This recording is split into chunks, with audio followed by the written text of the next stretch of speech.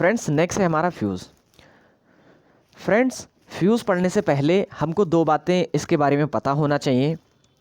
तो चलिए पहले वो दो बातें पता करते हैं, उसके बाद हम अपना शुरू करेंगे कि फ्यूज़ हमारा है क्या। तो फ्रेंड्स अगर बात करें कि हमारा फ्यूज़ क्या है, तो इसकी पहली बात तो ये है कि अगर बात करें हम फ्यूज़ की, तो फ्यूज़ हमारा प्रोटेक्टिंग डिवाइस है, पहली चीज़। दूसरी, जो फ्यूज़ है फ्रेंड्स उसको हम विद्युत परिपथ के श्रेणी क्रम में संयोजित करते हैं।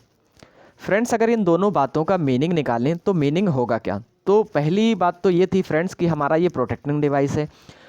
तो फ्रेंड्स अगर बात करें कि किसी भी विद्युत उपकरण में जब भी कभी ओवर करंट आएगा या फिर शॉर्ट सर्किट करंट होगा वहाँ पर, या फिर शॉर्ट सर्किट फॉल्ट उत्पन्न होगा, तो उस कंडीशन में होगा क्या कि जो हमारा विद्युत परिपथ है उसकी करंट इंक्रीज़ हो जाएगी।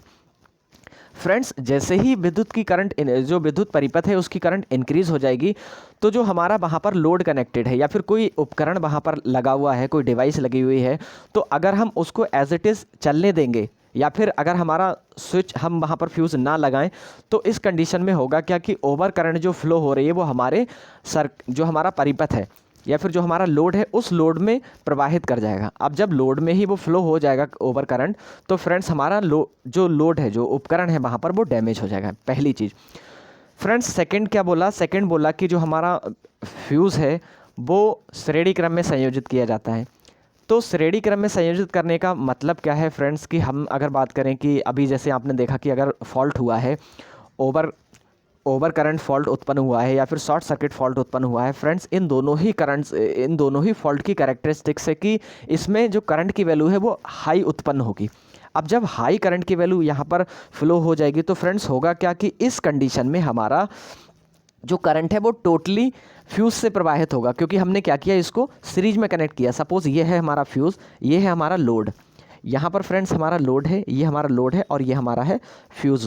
अगर बात करें फ्रेंड्स की फ्यूज़ की, तो आपने क्या किया कि इस फ्यूज़ को श्रेणी में कनेक्ट किया। अब यहाँ से जब यहाँ से फ्लो होगा करंट, तो मान लीजिए यहाँ पर किसी प्रकार का फॉल्ट उत्पन्न हो गया।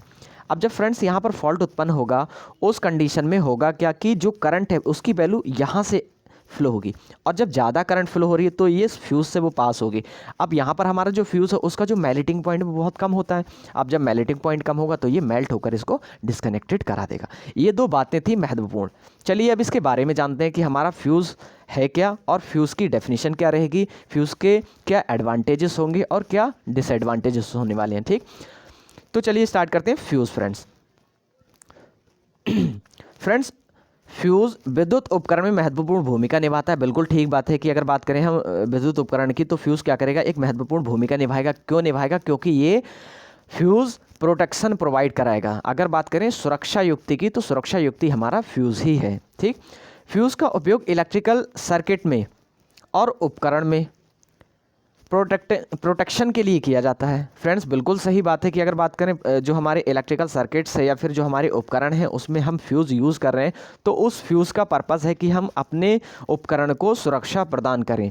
तो यही पहली जो स्टेप है, पहली जो लाइन है उसमें लिखा हुआ है कि हमारा जो फ्यूज़ है वो हमारे विद्युत परिपथ में महत्वपूर्ण भूमिका निभाता है, और फ्यूज़ का उपयोग इलेक्ट्रिकल सर्किट और उपकरणों की प्रोटेक्शन के लिए किया जाता है। बिल्कुल सही बात है। सेकंड पर आओ फ्रेंड्स, अगर बात करें ये कंडक्टर वायर का एक टुकड़ा होता है। बिल्कुल सही बात है। अगर बात करें ये हमारा क्या होता है, फ्यूज़ एक एलिमेंट होता है, एक टुकड़ा होता है जो लोड के साथ श्रेणी क्रम में संयोजित किया जाता है। फ्रेंड्स इसीलिए मैंने ये पहले ही आपको बता दिया कि जो हमारा फ्यूज़ है वो श्रेणी क्रम में ही हम उसको संयोजित करेंगे। उसका मैंने रीज़न भी बता दिया कि श्रेणी क्रम में होगा क्या कि अगर करंट की वैल्यू इंक्रीज़ हो रही है तो टोटली करंट हमारी फ्यूज़ से पास होगी। अब जब फ्यूज़ से पास होगी तो फ्यूज़ का जो मेल्टिंग पॉइंट है वो कम है, वहाँ पर जूल्स लॉ के अनुसार बहुत हाई अमाउंट में हीट वहाँ जनरेट होगी। अब जब ज़्यादा हीट वहाँ पर जनरेट होगी तो हमारा जो फ्यूज़ एलिमेंट है वो मेल्ट हो जाएगा, और मेल्ट होगा तुरंत हमारा डिस्कनेक्ट करा देगा सिस्टम को।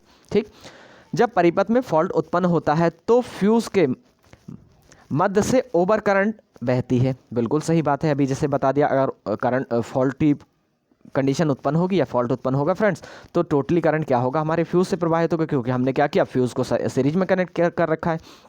इस स्थिति में फ्यूज़ पिघल कर पावर सप्लाई को डिस्कनेक्ट कर देता है। बिल्कुल सही बात है फ्रेंड्स, जैसे इससे पहले बता दिया कि जो फ्यूज़ है, फ्यूज़ से टोटली करंट जब पास होगी, और जब टोटली करंट वहाँ पास होगी, वहाँ पर जूल्स लॉ अप्लाई करेंगे तो हाई अमाउंट में हीट जनरेट होगी। जब हाई अमाउंट में हीट जनरेट होगी तो तुरंत क्या होगा, उसके मेल्टिंग पॉइंट से ज़्यादा वहाँ हीट उत्पन्न हो जाएगी, और उस कंडीशन में क्या होगा कि हमारा जो फ्यूज़ एलिमेंट है वो पिघलकर पावर सप्लाई को डिस्कनेक्ट करा देगा हमारे सिस्टम से या डिवाइस से। तो सेकंड देखें फ्रेंड्स, सेकंड में क्या बोल रहा है, सेकंड में बोल रहा है वह प्रोटेक्टिंग डिवाइस जो उच्च वैद्युत धारा के विरुद्ध पावर केबल्स तथा इलेक्ट्रिकल डिवाइसेस की सुरक्षा के लिए वैद्युत परिपथों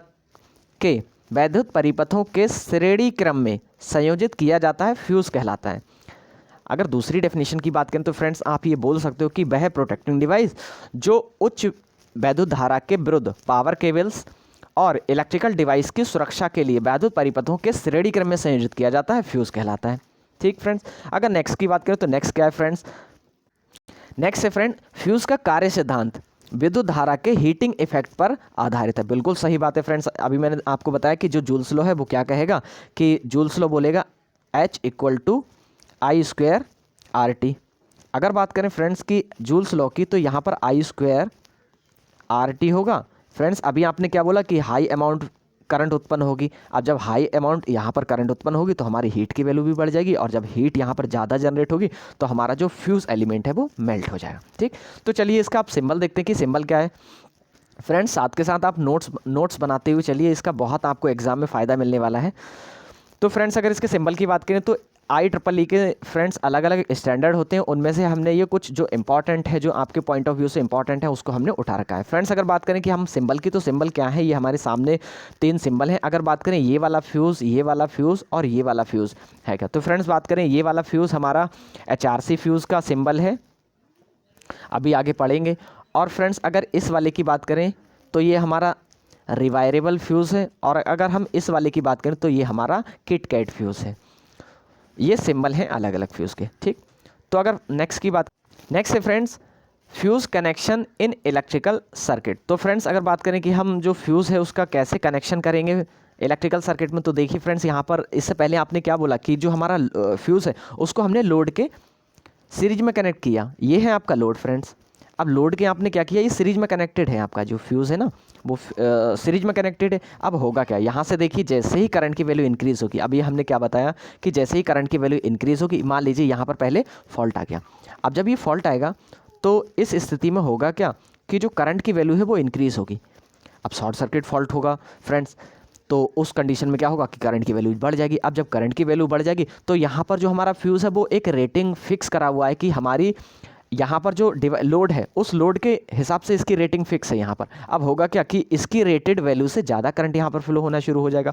अब फ्रेंड्स अगर रेटेड वैल्यू से इसकी ज़्यादा करंट यहाँ पर फ्लो होना शुरू हो जाएगा तो होगा क्या कि टोटली, अभी हमने कहा कि इसको हमने सीरीज में इसलिए लगाया क्योंकि अगर यहाँ पर करंट की वैल्यू इंक्रीज़ हो रही है तो टोटली करंट यहाँ से पास होगी। अब जब टोटली करंट यहाँ से पास होगी तो हाई अमाउंट में यहाँ से करंट फ्लो होगा। अब यहाँ पर अगर आप जूल्स लॉ अप्लाई करोगे तो I² RT। अब जब करंट की वैल्यू इंक्रीज़ होगी फ्रेंड तो साथ के साथ आपका जो यहाँ पर जो हीट है वो भी हाई जनरेट होगी। अब जब हीट हाई जनरेट होगी फ्रेंड्स तो जो हमारा फ्यूज़ है, फ्यूज़ वायर का जो मेल्टिंग पॉइंट है वो बहुत कम है। अब जब मेल्टिंग पॉइंट कम होगा तो ये मेल्ट हो जाएगा और इस वाले पोर्शन को हमारे सप्लाई सिस्टम से हटा देगा बिल्कुल। और इस स्थिति में हमारा जो भी डिवाइस यहाँ पर यूज़ होने वाला है वो डिवाइस सेफ बच जाएगा। तो फ्रेंड्स नेक्स्ट अगर इसकी बात करें तो नेक्स्ट हम देख रहे हैं कि इसकी कैरेक्टरिस्टिक्स क्या डिनोट कर रही है। तो करंट, टाइम और करंट कैरेक्टरिस्टिक्स है, यहाँ पर समय के साथ हमारी करंट की कैरेक्टरिस्टिक्स क्या बोल रही है फ्रेंड्स। तो चलिए देखते हैं हमारी ये कैरेक्टरिस्टिक्स क्या बोलने वाली है। तो फ्रेंड्स अगर इस वाली रीज़न की बात करें तो यहाँ पर हमारा है टाइम। फ्रेंड्स आप अगर नोट्स बना रहे हैं तो इसको एज इट इज़ नोट कीजिए। तो अगर इस वाली की बात करें फ्रेंड्स कि यहाँ पर क्या है, ये है हमारा टाइम और ये है हमारा करंट। ठीक है, कितने करंट पर। अगर फ्रेंड्स यहाँ पर हमें एक रिलेशन देखें, यहाँ पर अगर हम इस वाले की बात करें तो यहाँ पर क्या है, ये हमारा जो फ्यूज़ है वो हमारा 60 एम्पियर का फ्यूज़ यहाँ पर यूज़ हो रहा है। 60 एम्पियर का फ्यूज़ इस वाले पर यूज़ हो रहा है। फ्रेंड्स अगर सेकंड वाले की बात करें तो सेकंड वाले पर हमारा जो फ्यूज़ यूज़ हो रहा है वो हमारा 100 वाला यूज़ हो रहा है। ठीक, 100 एम्पियर का। अगर थर्ड वाले की कैरेक्टरिस्टिक्स देखें या फिर थर्ड वाली ग्राफ देखें तो थर्ड में है हमारा 200 का फ्यूज़। ठीक, अब देखिए तीनों का क्या रिलेशन है फ्रेंड्स। अगर बात करें कि हमारा जो करंट है, जो ऑपरेटिंग टाइम है, ऑपरेटिंग टाइम ये वाला होगा फ्रेंड्स, इस वाले जो एक्स एक्सिस पर है, और अगर जो हमारा वाई एक्सिस पर वो हमारा फॉल्टी करंट होगा। तो अगर हम फ्रेंड्स इन तीनों ग्राफ्स के थ्रू अगर हम रिलेशन निकालें तो जो हमारा ऑपरेटिंग टाइम है, जो हमारा फ्रेंड्स ऑपरेटिंग टाइम है, जो हमारा ऑपरेटिंग टाइम है फ्रेंड्स, तो ऑपरेटिंग टाइम हमारे जो फॉल्टी करंट है उसके इन्वर्सली है। ठीक फ्रेंड्स, जितना ज़्यादा करंट यहाँ पर उत्पन्न होगा फॉल्टी, उतना कम यहाँ पर ऑपरेटिंग टाइम लगेगा, मतलब ऑपरेट होने में बहुत क्विक समय लगेगा। और क्विक समय क्यों लगेगा फ्रेंड्स, वो आप जान चुके हो कि अगर बात करें हम I²RT की यहाँ पर जूल्स, तो इतनी ज़्यादा हीट जनरेट हो जाएगी, जितनी ज़्यादा करंट बढ़ रही है उतनी ज़्यादा हीट जनरेट हो रही है। अब अगर हीट की बात करें तो जो हमारा फ्यूज़ है उसका मेल्टिंग पॉइंट कम है, वहाँ पर हीट उससे ज़्यादा जनरेट हो रही है। अब जब ज़्यादा जनरेट होगी तो तुरंत वो मेल्ट हो जाएगा। ठीक, तो ये था इसका टाइम और करंट ग्राफ फ्रेंड्स, की कैसे ऑपरेटिंग टाइम के साथ साथ हमारा फॉल्टी करंट कैसे वेरी कर रहा है। अगर बात करें फ्रेंड्स की हमारा जो करंट है, करंट का ब्रेकिंग टाइम जो बोला था, ऑपरेटिंग टाइम या ब्रेकिंग टाइम, तो ब्रेकिंग टाइम क्या कह रहा है, ब्रेकिंग टाइम बोल रहा है कि हमारा जो समय है, ऑपरेटिंग समय है, वो ओवर करंट या फिर फॉल्टी करंट के इन्वर्सली है। फॉल्टी करंट की वैल्यू अगर बढ़ेगी फ्रेंड्स, तो साथ के साथ हमारा जो समय है वो घट जाएगा ऑपरेशन का, और तुरंत हमारा क्या होगा, जो फ्यूज़ है वो मेल्ट हो जाएगा, और तुरंत हमारी जो युक्ति है या फिर जो हमारी डिवाइस है उसको प्रोटेक्ट कर लेगा। फ्रेंड्स, अगर नेक्स्ट देखें इसके एडवांटेजेस की, तो चलिए इसके एडवांटेजेस देखते हैं कि इसके एडवांटेजेस हैं क्या। फ्रेंड्स, अगर पहले एडवांटेज की बात करें तो पहला तो वही है कि भैया जो हमारा युक्ति है वो बहुत इकोनॉमिक है, बहुत सस्ती है, या फिर बहुत चीप हमारा प्रोटेक्शन प्रोवाइड करा रही है। तो सुरक्षा युक्तियों में सबसे अधिक इकोनॉमिकल युक्ति है।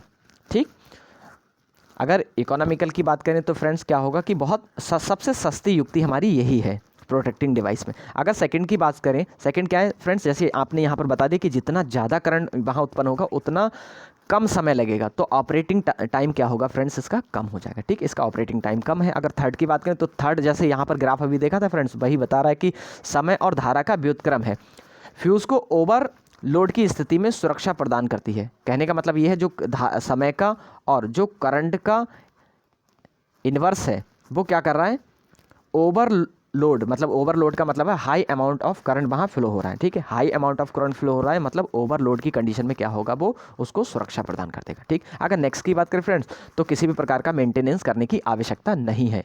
फ्यूज़ वायर जल गया तो तुरंत आप क्या करो, दूसरा वायर उसको रिप्लेस करा दो। ठीक, फ्यूज़ एलिमेंट जल गया, दूसरा वायर उसमें प्लेस करा के और लगा दो, तो किसी भी प्रकार की मेंटेनेंस करने की आवश्यकता नहीं है। तो चलिए इसके डिसएडवांटेज फ्रेंड्स देखते हैं।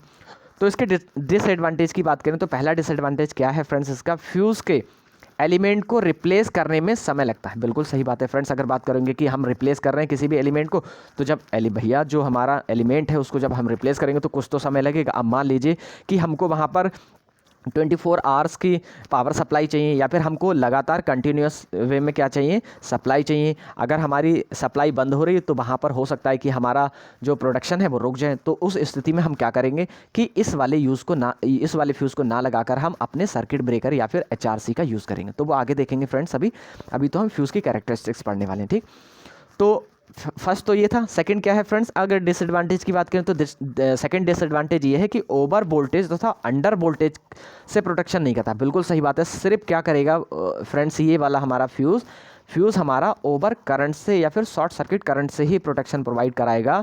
अंडर वोल्टेज या ओवर वोल्टेज की स्थिति में ये प्रोटेक्शन नहीं देगा। ये है इसका सबसे बड़ा डिसएडवांटेज।